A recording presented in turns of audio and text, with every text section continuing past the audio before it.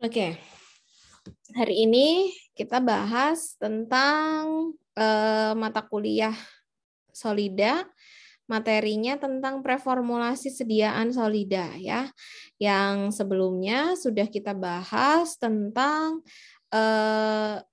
desain ya, desain formulasi sediaan farmasi begitu. Yang sekarang ini adalah preformulasinya ya. Oke.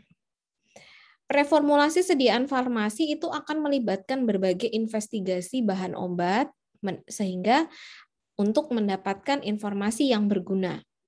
Data preformulasi itu formulasi sediaan yang secara fisikokimianya itu stabil dan secara biofarmasi sesuai dengan tujuan dan bentuk sediaan.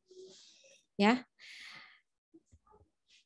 Jadi pada preformulasi itu kita akan mengumpulkan data-data preformulasi gitu yang berkaitan dengan data-data formulasi fisikokimia, terus kemudian biofarmasi yang tujuannya adalah untuk membuat sediaan farmasi gitu.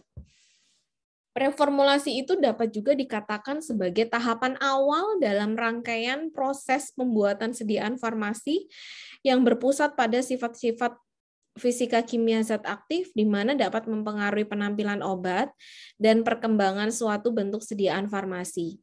Nah, dengan kata lain ya, preformulasi itu merupakan suatu investigasi sifat-sifat fisik dan kimia zat aktif tunggal atau digabungkan dengan eksipien.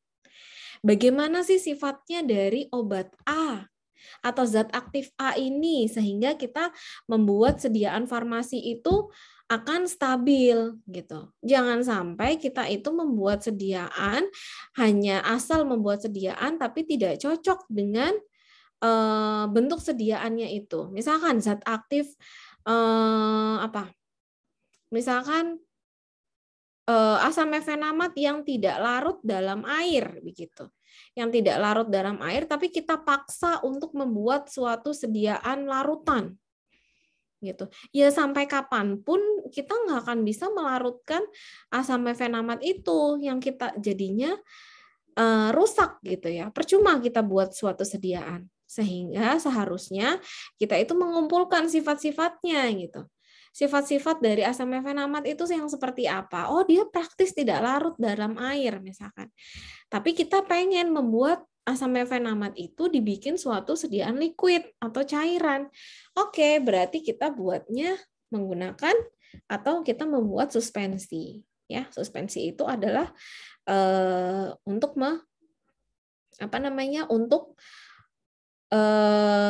untuk obat-obat yang praktis tidak larut dalam air. Itu adalah misalnya untuk sediaan liquid ya.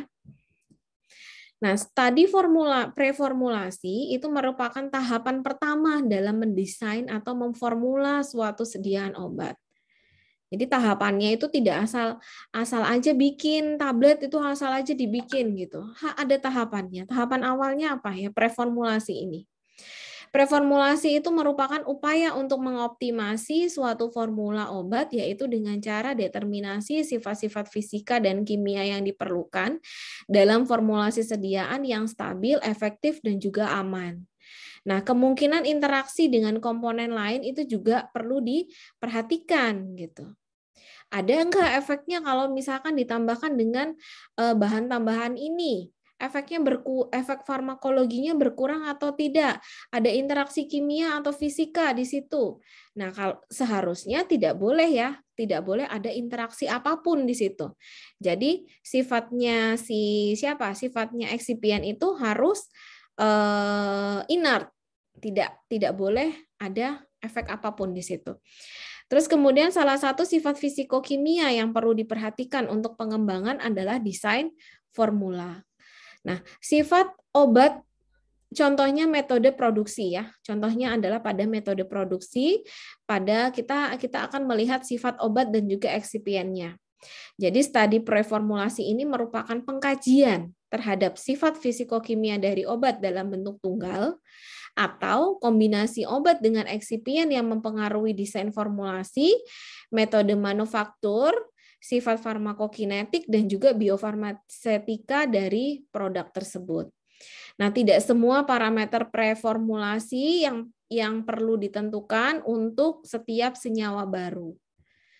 Oke, tujuan preformulasi yang pertama adalah untuk menghasilkan informasi yang berguna bagi formulator dalam mengembangkan bentuk sediaan yang stabil dan ketersediaan hayati yang dapat diproduksi dalam skala yang besar.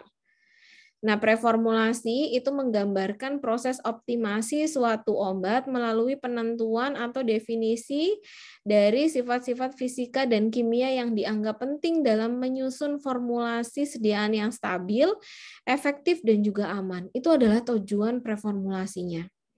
Jadi intinya itu ya kita itu mau buat sediaan yang bermutu gitu, yang stabil, efektif, dan juga aman. Untuk apa sediaan kalau misalkan dia itu tidak menghasilkan sediaan yang bagus, asal buat aja misalkan. Nah, dari data preformulasi itu akan sangat membantu ya dalam memberikan arah yang lebih sesuai untuk membuat suatu rencana bentuk sediaan. Nah, target studi preformulasi adalah yang pertama adalah untuk menetapkan parameter fisikokimia dari senyawa kimia baru atau preformulasi penemuan obat. Yang kedua adalah untuk menetapkan karakteristik fisik. Yang ketiga adalah untuk menetapkan profil tingkat kinetik, yaitu preformulasi dalam penemuan obat. Yang keempat adalah untuk menentukan kompatibilitas zat aktif dengan eksipien. Yang kelima adalah untuk memilih bentuk sediaan yang tepat dari zat aktif tersebut. Nah, analisis dari fisikokimia itu merupakan bagian yang penting dalam preformulasi. Kenapa? Kira-kira? Iya, karena analisis fisikokimia itu dilakukan untuk identitas dan kadar zat aktifnya. Ya. Nah, untuk penetapan kualitatif digunakan kromatografi lapis tipis, spektrum serapan inframerah, reaksi warna, spektrum serapan ultraviolet, dan reaksi lainnya. Nah, penetapan kadar itu dilakukan dengan metode spektrofotometri, kromatografi gas, kromatografi cair kinerja tinggi, titrasi kompleksometri, asam basa, argentometri, dan iodometri. Oke. Ini adalah parameter preformulasi meliputi karakteristik fisika dan kimia. Ya, karakteristik fisik itu yang akan kita lihat adalah sifat organoleptiknya. Terus kemudian karakteristik bulk itu adalah karakteristik solid, sifat air, densitas, kompresibilitas, polimorfi, hidrokopisitas. Terus kemudian kalau analisis kelarutan ada konstanta ionisasi atau pKa, koefisien partisi, solubilisasi, efek termalnya, terus kemudian pengaruh ion atau KSP, dan juga disolusi. Terus kalau untuk analisis stabilitasnya meliputi stabilitas larutan, stabilitas padat, kompatibilitas obat dengan eksipien. Nah, ini akan kita bahas satu-satu, makanya saya bilang banyak gitu. Ya. Kalian meskipun D3, kalian harus tahu ini gitu. Ya. Karakteristik kimia itu meliputi hidrolisis, oksidasi, fotolisis, rasemisasi, polimerisasi, dan dekomposisi enzim. Nah, kita bahas yang pertama adalah ini ya, berdasarkan karakteristik fisik, yaitu organoleptik. Kajian preformulasi itu harus dimulai dengan deskripsi zat aktifnya dulu. Warna, bau, rasa obat, dan rasa obat baru itu harus dicatat dengan menggunakan terminologi deskriptif. Terminologi standar itu sangat penting untuk ditetapkan supaya tidak membingungkan ilmuwan ya yang menggunakan istilah yang berbeda untuk menggambarkan properti yang sama. Jadi harus baku. Ya, harus baku ininya apa namanya itu untuk mendeskripsikan organoleptis atau zat aktif tersebut. Jangan sampai dengan bahasa kita sendiri, warnanya apa? Warnanya apa namanya? Misalkan putih ke kuning-kuningan atau apa ya? Misalkan buram gitu.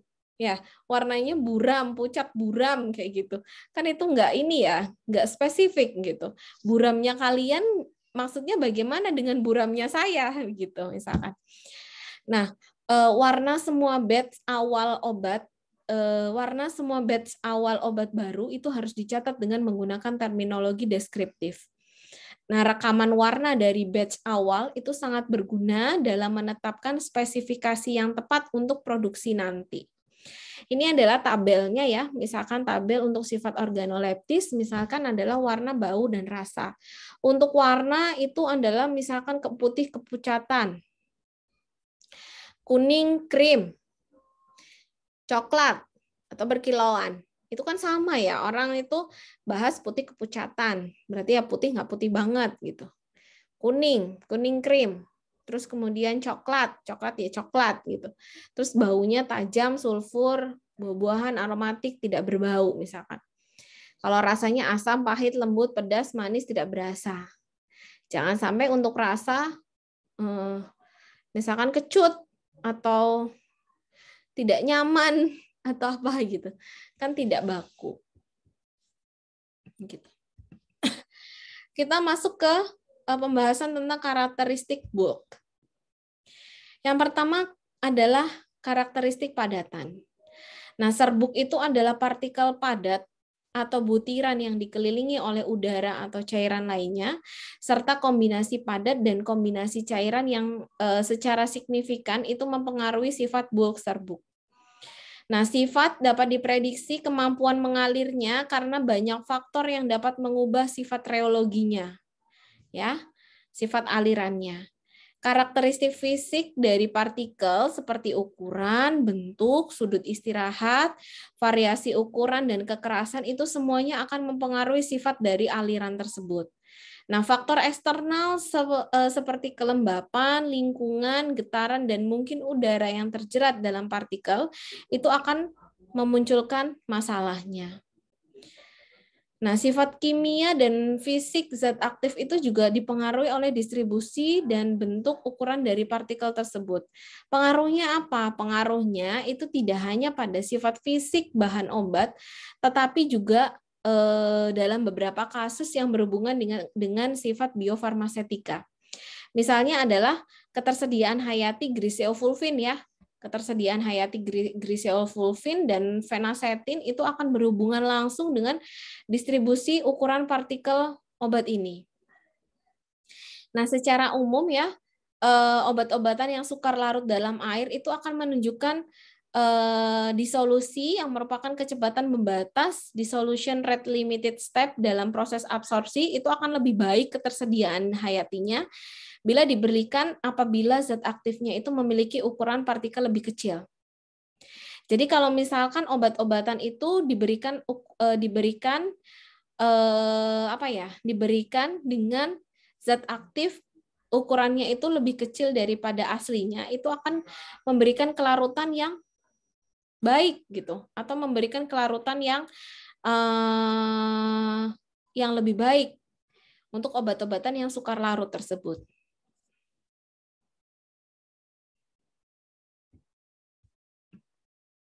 Nah, sifat aliran dari serbuk itu sangat penting untuk pembuatan tablet yang efisien. Sifat aliran serbuk yang baik itu merupakan hal penting untuk pengisian yang seragam dan untuk memudahkan gerakan bahan di sekitar fasilitas produksi. Sifat aliran dipengaruhi oleh aliran, ukuran partikel, bobot jenis, muatan elektrostatik, dan juga kelembapan. Itu adalah sifat dari aliran serbuk. Kalau sudut istirahat, sudut maksimum yang terbentuk antara permukaan tumpukan serbuk dan permukaan horizontal disebut dengan sudut istirahat. Nah, untuk sebagian besar serbuk farmasi, nilai sudut istirahat itu berkisar antara 25 sampai 45 derajat. Nah, dengan nilai yang lebih rendah itu akan menunjukkan karakteristik yang lebih baik. Jadi misalkan kalau sudutnya itu dari ini loh, dari yang bentuknya, nah ini kalau misalkan sudutnya yang terbentuk itu kurang dari 25 sampai 45 derajat, itu alirannya lebih baik. Jadi dia lebih kecil membentuk sudutnya. Begitu. Sehingga bisa kita hitung dengan rumus tan alfa sama dengan H per R, di mana alfa itu adalah sudut istirahat, H itu adalah tinggi timbunan serbuk, dan R adalah jari-jari yang terbentuk dari timbunan serbuk. Nah, ini sudut istirahat itu bisa kalian hitung yang kemarin saat kalian bikin evaluasi uji granul ya. Evaluasi uji granul itu bisa dihitung sudut istirahatnya. Jadi kan dia akan membentuk timbunan kan. Timbunan serbuknya terbentuk, terus kemudian kalian bisa menghitung tingginya berapa, terus jari-jarinya dia berapa gitu.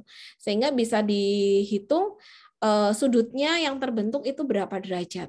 Kalau misalkan kurang dari 25 atau kisarannya 25 sampai 45 derajat, itu masih dikatakan rentang apa gitu. Itu ada kalau nggak salah. Itu ada di evaluasi uji ya.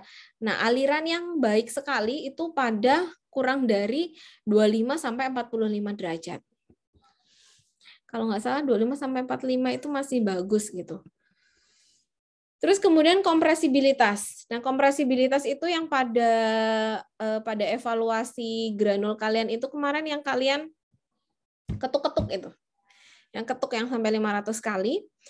Kompresibilitas serbuk didefinisikan sebagai kemampuan untuk menurunkan volume di bawah tekanan dan kompaktibilitas sebagai kemampuan bahan serbuk untuk dicetak menjadi tablet dengan kekuatan rentang atau tensile strength yang ditentukan. Nah, metode ini dapat digunakan untuk memprediksi sifat aliran itu berdasarkan pengukuran densitas yang ditentukan dengan indeks SCAR. Nah, indeks SCAR itu sama dengan densitas tapping dikurangi densitas bulk sama dibagi dengan densitas tapping dikalikan dengan 100%. Ya, dengan densitas tapping itu berapa gitu. Tapping itu yang sudah yang dikompakkan gitu. Terus kemudian kita masuk ke dalam kristalinitas. Ya. Kristalinitas dan struktur internal kristal bahan aktif dapat mempengaruhi sifat fisikokimia dan fisikomekanik, mulai dari sifat aliran sampai stabilitas kimia. Nah, kebiasaan kristal mendeskripsikan penampilan luar kristal atau bentuk plat, atau bentuknya spatula jarum, tabular, dan prismatik, sedangkan struktur internal dideskripsikan dengan susunan molekuler. Nah, perubahan struktur internal akan menyebabkan perubahan kebiasaan kristal, sedangkan perubahan kimia seperti konversi suatu garam menjadi asam bebas itu akan menyebabkan perubahan struktur internal maupun kebiasaan kristalnya.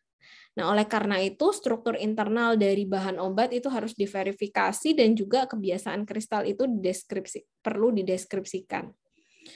Nah, ini kristal habit ya. Kristal habit itu adalah istilah yang diberikan pada penampilan luar kristalnya. Habit suatu kristal itu dapat berubah dengan tanpa mengubah bentuk polimorfnya. Kedua parameter ini bersifat independen dan dapat diberikan oleh variasi pada motif 7 sistem, bisa kubik, tetragonal, ortorombik, monoklinik, triklinik, trigonal, dan juga heksagonal. Nah, perubahan habit dapat mempengaruhi proses ya, misalnya aliran dan pengempaan selama pentabletan dan penggunaan bentuk dari sediaan tersebut. Nah, laju disolusi itu dipengaruhi oleh rasio permukaan terhadap volume habit dan dapat diubah dengan pengubahan proses kristalisasi. Morfologi kristal atau habit itu sangat penting ya karena mempengaruhi banyak sifat dari suatu senyawa tersebut. Contohnya adalah sifat aliran, kekompakan, dan stabilitas yang telah ditemukan itu juga tergantung pada morfologi kristalnya. Ya, morfologi kristalnya. Misalkan serbuk berbentuk jarum itu memiliki sifat kompresi yang tidak baik. Ya, senyawa dengan perbedaan morfologi kristal juga menunjukkan perbedaan kecepatan disolusi dan ketersediaan hayatinya. bentuk serbuk yang memiliki bentuk kristal itu pasti tidak akan stabil. Pasti mempunyai kelarutan yang sangat buruk ya dibandingkan dengan yang dia itu tidak memiliki sifat kristal seperti itu. Pokoknya serbuk yang bentuknya jarum kayak asam mefenamat itu kan bentuknya jarum. Itu sifat kompresinya kurang baik ya. Nah, ini adalah mikrograf SEM dari beberapa morfologi kristal. Jadi bentuk kristal kalau dilihat secara mikroskopik itu seperti ini ya, serbuk. Tapi kalau dari kasat mata ya kayak serbuk gitu ya. Kristal itu ya kayak garam gitu ya, bentuknya kan kristal tuh. Garam, terus MSG itu kan serbuk-serbuk kristal. Nah, itu kalau dibentuk morfologinya akan seperti ini. Nah, kalau sudah seperti ini akan susah sekali untuk diformulasi dan perlu kalau misalkan dibikin tablet dan sifat alirnya juga kurang baik sehingga perlu dibikin tablet. Kalau mau dibikin tablet harusnya menggunakan metode apa dulu? Menggunakan metode granulasi basah untuk memperbaiki sifat alirnya misalkan. Cacat kristal. Kristalisasi ruah zat aktif itu akan cenderung menghasilkan kristal yang tidak sempurna yang disebabkan oleh cacat dan pergeseran selama pengaturan kisi-kisi. Penambahan atau yang tanpa sengaja ditambah ketidakmurnian itu akan berkonsentrasi rendah sehingga akan meningkatkan gangguan dalam kisi-kisi tersebut. Nah, gangguan dalam kisi-kisi kristal itu bisa menyebabkan perubahan utama dalam kemudian proses reaktivitas kimia dan laju disolusi dan ketersediaan hayatinya.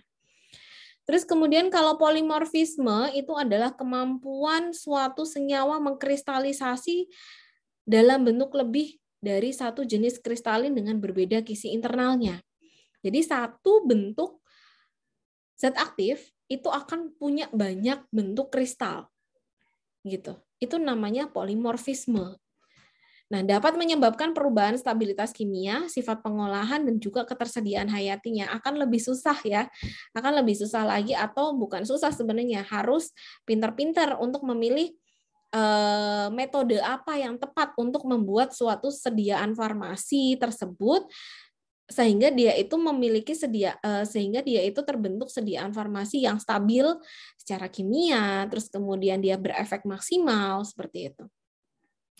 Masalah yang terkait dengan polimorfisme itu terkadang dapat diatasi dengan penambahan eksipien yang memperlambat transformasi, misalnya adalah metilselulosa untuk novobiosin atau antibiotik yang telah dilaporkan memiliki perbedaan signifikan efek terapeutik antara amorf dan kristalin. Gitu. Bentuk kristal dan amorf itu merupakan faktor yang penting dalam formulasi bahan obat. Nah, bentuk polimorfi biasanya menunjukkan perbedaan sifat fisikokimia meliputi titik lebur dan kelarutan.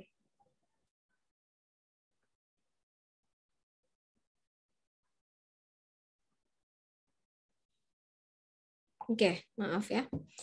Bentuk polimorfi itu biasanya menunjukkan perbedaan sifat fisikokimia meliputi titik lebur dan juga kelarutannya. Itu yang paling sering ditemui, pasti adalah kelarutan.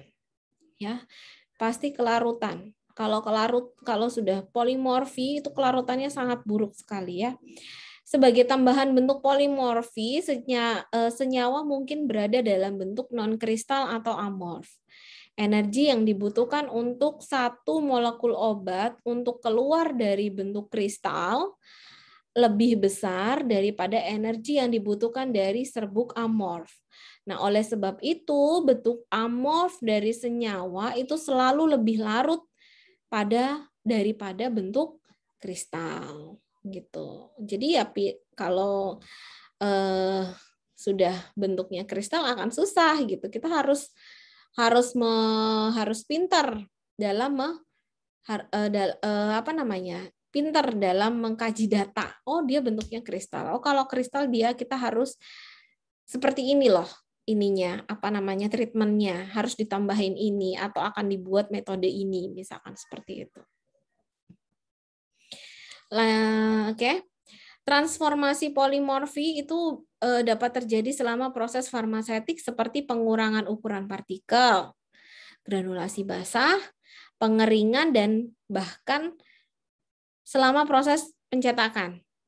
Ya, evaluasi struktur kristal, polimorfi, dan solvat itu sangat penting dalam praformulasi.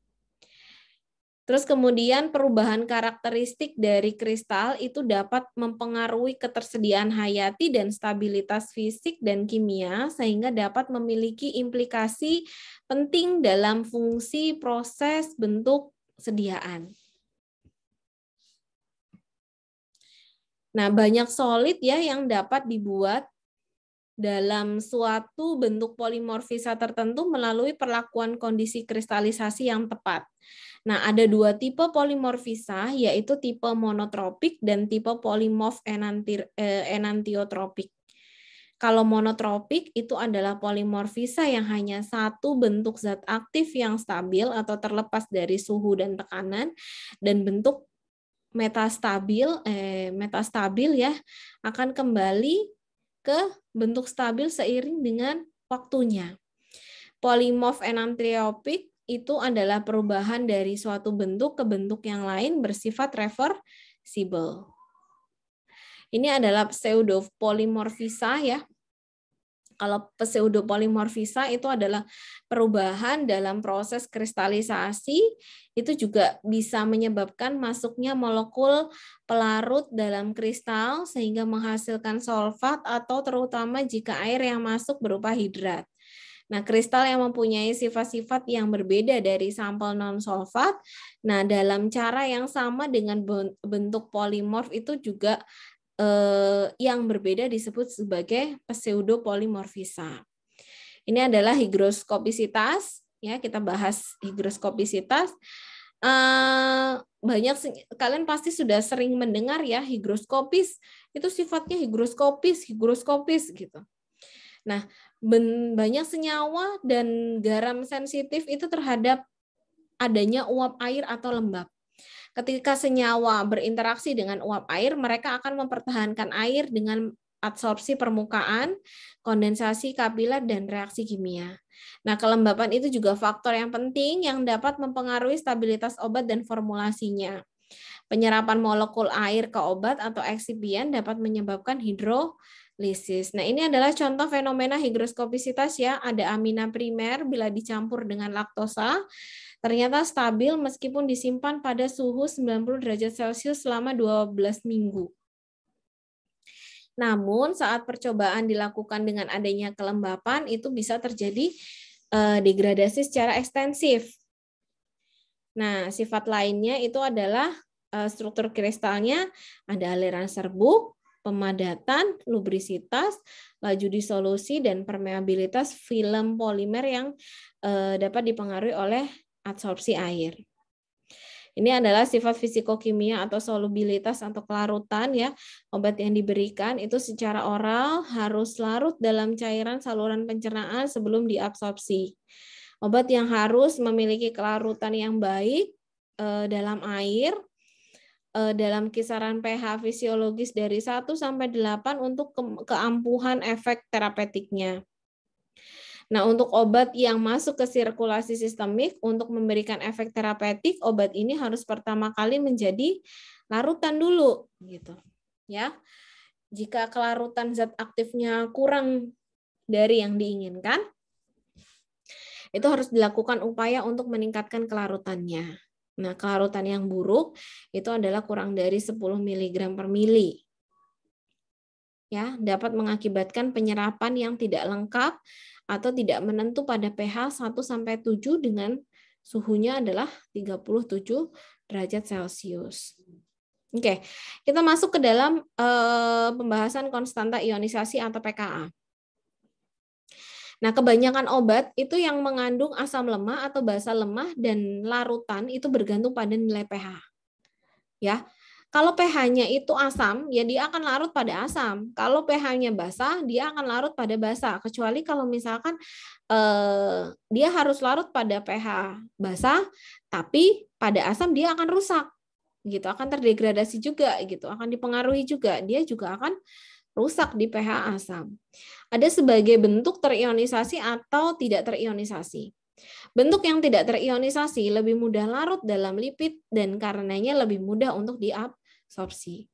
Absorpsi obat asam lemah atau basa lemah pada saluran cerna itu akan berhubungan dengan fraksi obat dalam larutan yang tidak terionisasi. Faktor-faktor yang penting dalam absorpsi senyawa asam dan basa lemah adalah pH pada tempat absorpsi, konstanta ionisasi, dan kelarutan lipid dari bentuk yang tidak terionisasi.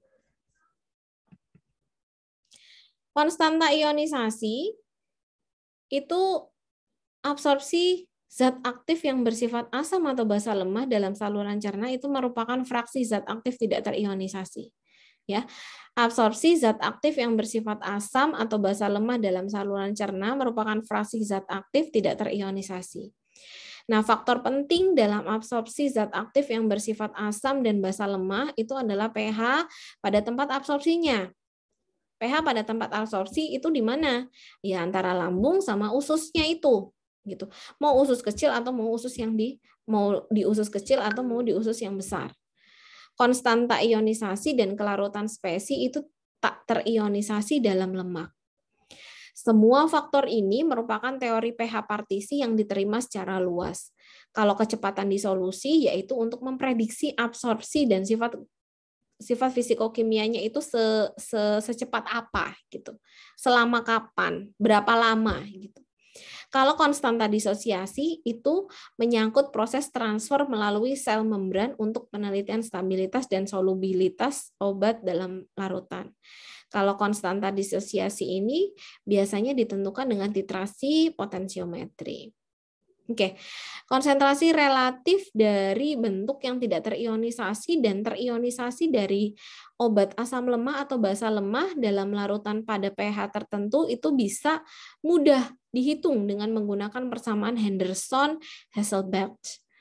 Ya, pH-nya misalkan pH pada untuk asam lemah ya, pKa plus log bentuk yang tak terionkan dibagi dengan bentuk yang terionkan.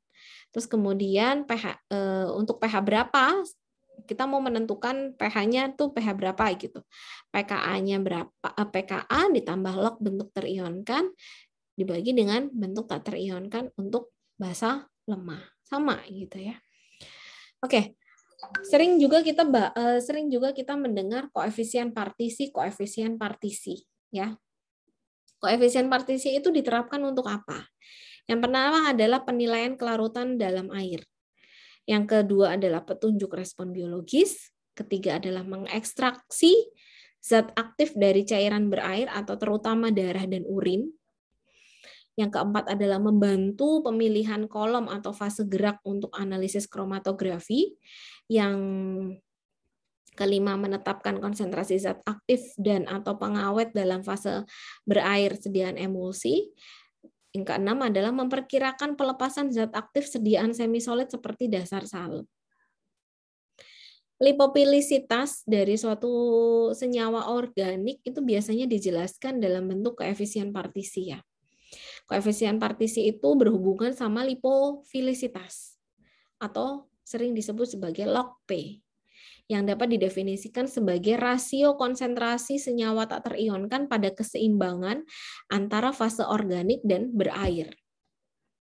Oke, di situ ada ini ya, ada rumusan yaitu PO organik dibanding dengan yang air atau water, yaitu konsentrasi minyak atau air pada keseimbangan. Sehingga dapat log P sama dengan senyawa tak terionkan pada fase minyak dibagi dengan senyawa tak terionkan pada fase air. Rasio tersebut dikenal sebagai koefisien partisi atau koefisien distribusi yang dan pada dasarnya itu tidak bergantung pada konsentrasi larutan encer dan bentuk zat terlalu tertentu. Mau konsentrasinya berapa, sedikit atau banyak sekali, koefisien partisi itu tidak akan berhubungan, tidak akan dipengaruhi oleh konsentrasi tersebut. Kalau misalkan koefisien partisinya besar, kalau larutannya itu banyak, kalau koefisien partisinya gede, ya tetap gede meskipun konsentrasinya itu diturunkan. Log P sama dengan 0 berarti senyawa tersebut sama larut dalam air dan dalam pelarut organik. Jika senyawa tersebut memiliki log P sama dengan 5, maka senyawa tersebut 100.000 kali lebih mudah larut dalam pelarut organik. Log P min 2, log P sama dengan min 2, berarti senyawa tersebut 100 kali lebih larut dalam air, yaitu cukup hidrofilik. Gitu. Ya. Kalau minus, berarti kenapa jadi minus, Bu? Kok dia hidrofilik? Karena pernya adalah, yang pernya itu adalah W, yang berbanding terbaliknya adalah W. Kalau dia hidrofilik, berarti harus log P-nya min 2, min 1. Min 1 berarti 10 kali lebih mudah larut pada air. Kalau misalkan log P1 berarti apa? Log P1 10 kali lebih larut pada ini, lebih larut pada pelarut organik. Gitu ya. Obat yang memiliki nilai P jauh lebih besar dari 1 diklasifikasikan sebagai lipofilik. Sedangkan yang memiliki koefisien partisi kurang dari 1 menunjukkan adanya obatnya adalah hidrofilik. Gitu ya. Gampang sekali. Rasio ini dikenal sebagai koefisien partisi atau koefisien distribusi. Dan pada dasarnya bebas dari konsentrasi larutan encer dari bagian zat terlarut tertentu. Berbagai pelarut organik seperti kloroform, eter, amil asetat, isopropil miristat, terus kemudian karbon tetraklorida dan N-oktanol itu dapat digunakan untuk menentukan koefisien partisi. Oke, kita masuk ke dalam sifat fisikokimia atau konstanta disosiasi. Nah, kebanyakan obat itu merupakan asam atau basa lemah dan karakter ioniknya itu berpengaruh penting pada proses transfer melalui sel membran. Obatnya berpenetrasi melewati barier membran atau membran biologi umumnya bersifat lipofil dalam bentuk molekul tidak terdisosiasi atau konstanta disosiasi. Itu merupakan parameter absorpsi obat yang diperlukan untuk penelitian stabilitas dan solubilitas obat dalam larutan. Nah, kalau disolusi, dalam banyak kasus ya, laju disolusi dalam cairan pada tempat absorpsi itu adalah langkah pembatas laju dalam proses absorpsi. Hal ini berlaku untuk obat yang diberikan secara oral dalam bentuk sediaan padat seperti tablet, kapsul, dan suspensi, serta obat yang diberikan intramuskular dalam bentuk pelet atau suspensi. Ada 2 jenis disolusi, yaitu disolusi intrinsik dan disolusi partikulat. Ini adalah stabilitas kimia. Sorry. Oke.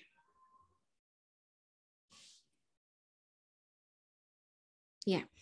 Kita masuk ke stabilitas kimia ya. Pengaruh pH terhadap faktor stabilitas itu sangat penting dalam pengembangan produk, baik itu bentuk sediaan oral maupun parenteral. Nah, obat peka pada asam yang akan diberikan secara oral itu harus dilindungi dari suasana yang sangat asam seperti asam lambung. Pemilihan dapar untuk sediaan parenteral itu didasarkan pada pertimbangan stabilitas. Secara sterilisasi, sediaan parenteral itu bergantung pada stabilitas terhadap temperatur. Zat dengan stabilitas terbatas terhadap suhu tinggi harus harus disterilkan dengan cara lain selain otoklav, yaitu misalnya penyaringan dan sterilisasi gas. Oke. Kita masuk ke dalam studi stabilitas ya.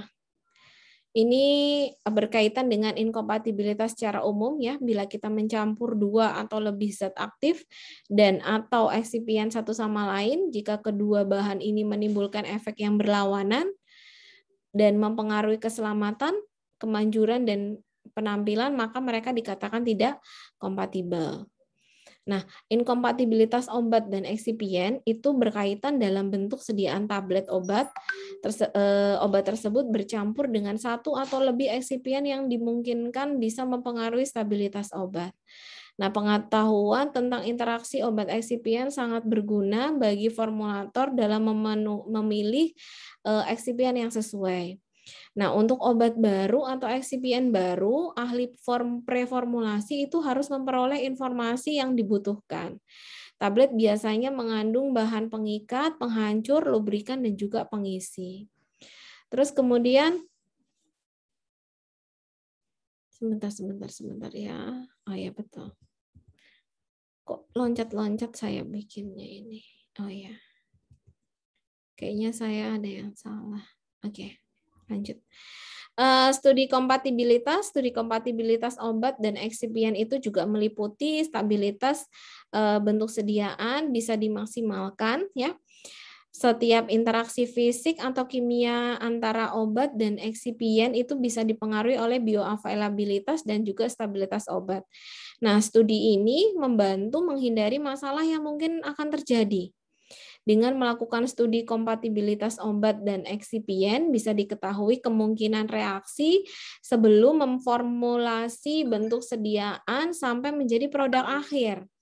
Nah, studi ini menjembatani ya penemuan obat dan pengembangan obat. Nah, penemuan obat ini juga bisa mendapatkan senyawa kimia baru. Nah, senyawa ini akan menjadi produk obat setelah diformulasi dan diproses dengan eksipien.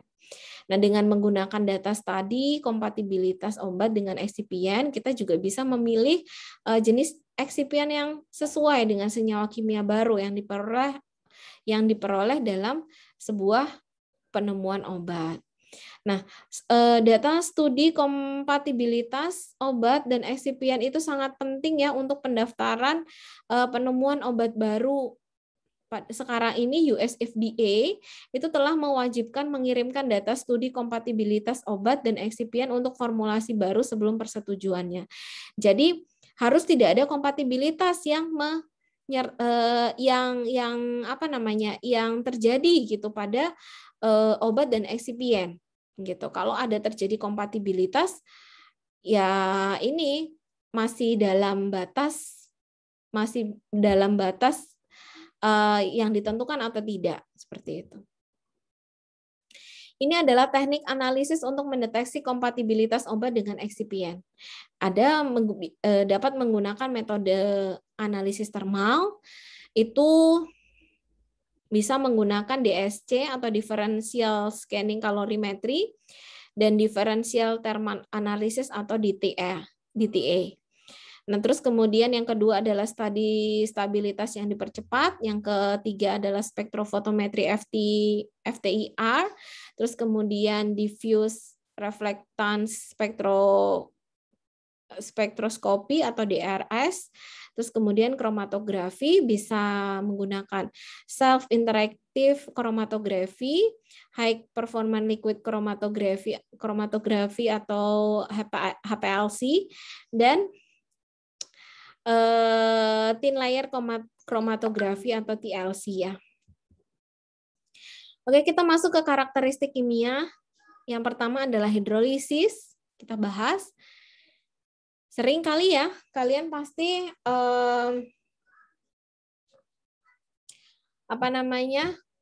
sudah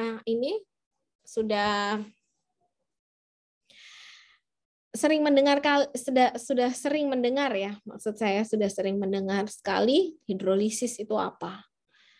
Hidrolisis itu terjadi, jangan sampai ini akan menjadi akan mengakibatkan atau terjadi proses hidrolisis misalkan. Nah, hidrolisis itu apa sih sebenarnya? Hidrolisis itu adalah proses penguraian yang sering ditemukan dalam formulasi obat. Nah, reaksi biasanya terjadi pada ester, lakton, laktam, amida, imida, dan oksim. Nah, kecepatan hidrolisis itu bisa dipengaruhi oleh konsentrasi ion hidrogen atau hidroksida jika proses hidrolitik itu akan bergantung pada pH. Hidrolisis melibatkan serangan nukleofilik kelompok labil, misalnya laktam, ester, amida, dan imida. Bila serangan ini dilakukan dengan pelarut selain air, maka akan dikenal sebagai solvolisis. Hidrolisis umumnya mengikuti kinetika orde 2 karena dua spesies berinteraksi, yaitu air dan zat aktif dalam larutan berair. Apabila airnya berlebih, reaksinya akan mengikuti orde 1. Nah, ini adalah kondisi yang mengkatalisis pemecahan. Yang pertama adalah daya ion hidroksi, 2 daya ion hidrida, 3 daya ion divalen, yang keempat panas, kelima cahaya, fotolisis ionik, polaritas larutan, dan kekuatan ionik. Terus yang kedelapan adalah konsentrasi obat yang tinggi. Nah, ini adalah cara mencegah hidrolisis adalah dengan cara pengaturan pH, penambahan surfaktan, terus garam dan ester, penyimpanan dengan desikator, dan juga penggunaan senyawa kompleks. Kalau pengaturan pH, ya kita harus memformula larutan obat mendekati pH kestabilan optimumnya. Terus kemudian dengan penambahan pelarut yang larut dalam formulasi, terus kemudian konsentrasi buffer optimum untuk menekan ionisasi. Terus untuk penambahan surfaktan ya, ada surfaktan non-ionik, kationik, dan anionik untuk menstabilkan obat terhadap katalisis. Terus kemudian garam dan ester, dengan menambahkan garam dan ester itu sehingga kelarutan farmasetik yang mengalami hidrolisis ester dapat dikurangi dengan membentuk garam yang tidak larut atau ester obat, misalnya ester fosfat, klindamisin. Terus yang kedua adalah oksidasi. Oksidasi yang merupakan jalur yang sangat umum untuk degradasi atau penguraian obat dalam formulasi sediaan cair dan padat. Nah, oksidasi itu terjadi dalam dua cara ya, ada autooksidasi dan ada proses rantai radikal bebas. Nah, senyawa seperti fenol, amin aromatik, aldehid, eter, dan senyawa alifatik itu tidak jenuh segera bereaksi dengan oksigen dari atmosfer. Itu sebutannya adalah autooksidasi. Nah, untuk penguraian degradatif itu bisa dicegah ya dengan menghilangkan oksigen dengan cara mengaliri atau mengisi bagian permukaan atas kemasan dengan gas nitrogen atau inert. Nah, autooksidasi itu senyawa merupakan suatu reaksi suatu material dengan molekul oksigen yang menghasilkan radikal bebas dengan pemecahan ikatan hemolitik dari ikatan kovalen. Radikal ini sangat tak jenuh dan mudah mengambil elektron dari zat lain yang menyebabkan oksidasi. Autooksidasi ini terjadi pada oksigen molekul padat yang harus dapat berdifusi melalui kisi kristal ke lokasi yang dikenai. Oleh karena itu ya, morfologi kristal dan pengemasan adalah parameter yang penting untuk menentukan kinetika oksidasi. Jadi penentuannya supaya mencegah autooksidasi ini ya harus dengan pengemasan yang baik gitu. Ya, karena autooksidasi ini seperti automatic oksidasi gitu terjadinya. Karena adanya suatu reaksi suatu material dengan molekul oksigen yang menghasilkan radikal bebas gitu. Sedangkan proses rantai radikal bebas itu bisa meliputi inisiasi, propagasi, dekomposisi hidroperoksida, dan terminasi. Nah, gugus fungsi yang sangat rentan dengan terjadinya oksidasi itu adalah alkena, kelompok aromatik yang tersubstitusi, bisa toluen, fenol, anisol, eter, teeter, dan amina. Nah, ini adalah faktor yang mempengaruhi oksidasi, ada konsentrasi oksigen, cahaya, ya, logam berat yang secara khusus memiliki 2 atau lebih valensi, misalnya tembaga, besi, nikel, dan kobalt, hidrogen dan ion hidroksil, dan juga suhu.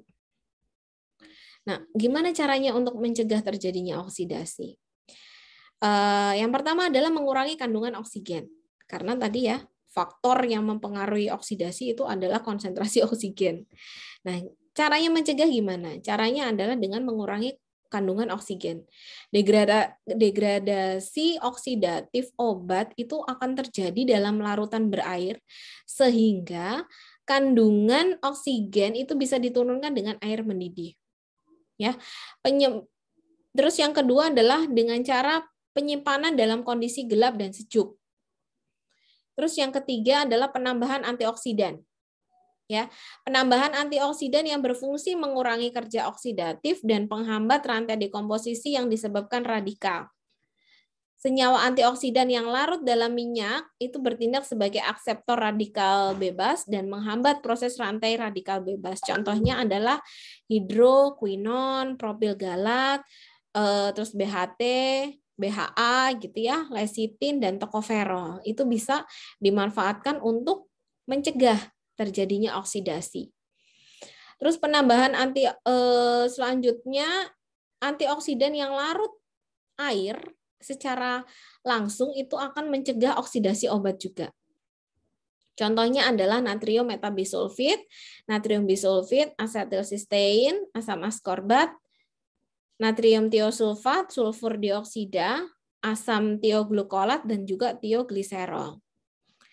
Terus yang selanjutnya mencegah caranya adalah dengan penambahan senyawa pengkelat. Senyawa ini akan membentuk kompleks ya, akan membentuk kompleks dengan jumlah sedikit ion logam berat dan inaktivasi aktivitas katalisnya. Contohnya adalah EDTA, asam sitrat dan asam tartrat. Terus kemudian dengan cara pengaturan pH. Pengaturan pH itu berfungsi untuk mendapatkan stabilitas yang optimal agar dapat mempengaruhi potensi aktivitas oksidasi sistem. Terus dengan cara merubah pelarut, ya pelarut selain air itu mungkin mengkatalisis efek pada reaksi oksidasi bila digunakan dalam kombinasi dengan air atau sendiri. Misalnya aldehid, eter, keton itu bisa mempengaruhi reaksi radikal bebas. Terus kemudian selanjutnya ya, fotolisis. Cahaya itu bisa menyebabkan penguraian atau fotolisis pada bahan obat. Makanya kenapa pengemasannya itu menggunakan botol yang gelap gitu, supaya menghindarkan adanya penguraian atau fotolisis pada bahan obat. Sebagai contoh adalah riboflavin, NA-prosida, nifedipin, steroid, klorpromazin, hidroklortiazid, cefotaxin, dan sebagainya. Nah, reaksi fotolisis itu biasanya terkait dengan oksidasi ya, karena reaksi ini sering diawali oleh cahaya. Nah, meskipun demikian, reaksi fotolisis itu tidak terbatas hanya pada oksidasi. Nah, mekanisme terjadinya fotodekomposisi atau fotolisis itu bagaimana? Konfigurasi elektronik obat tumpang tindih dengan spektrum sinar matahari atau cahaya buatan. Dengan demikian energinya itu akan diserap oleh elektron dan menuju ke keadaan yang tereksitasi. Nah, fotosensitasi itu maksudnya adalah molekul atau eksipien yang mengabsorpsi energi tetapi tidak secara langsung dalam reaksi, tetapi dia itu memberikan energi ke energi lain yang akan menyebabkan kerusakan sel dengan menginduksi pembentukan radikal. Jadi karena ini ya interaksinya itu karena dia adanya pembentukan radikal itu yang membuat terjadinya penguraian. Kalau misalkan tidak membentuk radikal ya radikal bebas itu ya tidak akan rusak gitu. Terus gimana caranya mencegah fotodekomposisi gitu? Yang pertama adalah pengepasan yang cocok. Misalnya adalah botol warna hijau kekuningan sehingga memberi perlindungan terbaik di area UV, sementara warna kuning sawo memberikan perlindungan yang cukup besar terhadap radiasi UV tetapi sedikit untuk inframerah. Dengan penambahan antioksidan, misalnya fotodegradasi larutan sulfacetamid itu bisa menghambat atau bisa dihambat oleh antioksidan seperti natrium tiosulfat dan natrium metabisulfat. Terus kemudian yang ketiga adalah melindungi obat dari cahaya ya. misalnya adalah nifedipin diproduksi di bawah cahaya natrium. Yang keempat adalah menghindari paparan matahari, itu misalnya adalah sparfloxacin. Terus yang kelima adalah photostabilizer atau penyerap cahaya, misalnya adalah menggunakan pewarna, menggunakan kurkumin dan azorubin, dan penggunaan pigmen seperti besi oksida dan titanium dioxide. Terus kemudian dengan penyalutan atau coating. Nah, penyalutan dengan menggunakan pigmen seperti TiO2 dan zinc oxide itu fotostabilisasi tablet sulfasomidin disalut lapis tipis mengandung penyerap UV atau oksibenzon untuk melindungi degradasi warna dan juga fotolitik. Oke. Terus yang keempat adalah polimerisasi. Ya. Polimerisasi itu adalah reaksi kontinu antar molekul. Lebih dari satu monomer bereaksi membentuk polimer. Misalnya adalah larutan glukosa menjadi gelap, itu bisa disebabkan oleh polimerisasi produk pecahan. Ya, misalkan adalah polimerisasi HCHO menjadi para HCHO yang mengkristal keluar dari suatu larutan tersebut. Terus kemudian rasemisasi. Rasemisasi itu adalah interkonversi dari satu isomer ke yang lain. Itu bisa menyebabkan perbedaan sifat farmakokinetik atau ADME, serta perbedaan efek farmakologi dan juga toksikologi.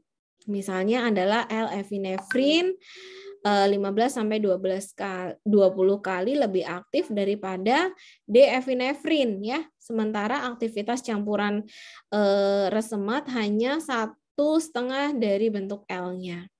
Nah, peristiwa ini juga mengikuti kinetika orde pertama yang tergantung pada suhu, pelarut, katalis, dan ada tidaknya cahaya. Oke, terus kemudian ada sifat juga dekomposisi enzim. Obatnya itu akan terjadi dekomposisi enzim atau tidak. Nah, dekomposisi enzim itu apa? Jadi degradasi kimiawi yang disebabkan oleh enzim yang menginduksi obat menjadi bentuk dekomposisinya. Peristiwa ini diatasi dengan merubah jalur pemberian menjadi bukal dan penggunaan prodrug misalnya adalah L-Dopa. Oke. Sudah selesai. Jadi intinya adalah dari data-data kita itu sebelum melakukan desain suatu obat, setelah kita desain gitu ya, setelah kita desain sediaan obatnya, terus kemudian kita harus mentilik atau melakukan preformulasi ya terlebih dahulu. Bagaimana sih data-data dari atau sifat-sifat dari zat aktif dan eksipien itu gitu. Kalau misalkan zat aktif tunggal atau digabungkan dengan eksipien tersebut akan seperti apa? Akan mengalami dekomposisi atau mengalami degradasi dan lain-lain seperti itu tadi yang sudah dijelaskan. Ya, pada intinya adalah seperti itu. Jadi tidak asal kita membuat suatu sediaan aja. Begitu ya. Oke, ini juga ada latihan soal ya. Nanti kalian bisa kerjakan ya. Yang tadi juga ada latihan soal, jadi kalian bisa kerjakan untuk latihan kalau nanti akan keluar di ujian seperti itu. Ya, mungkin ada pertanyaan, silakan saya beri ini ya, saya beri kesempatan untuk bertanya.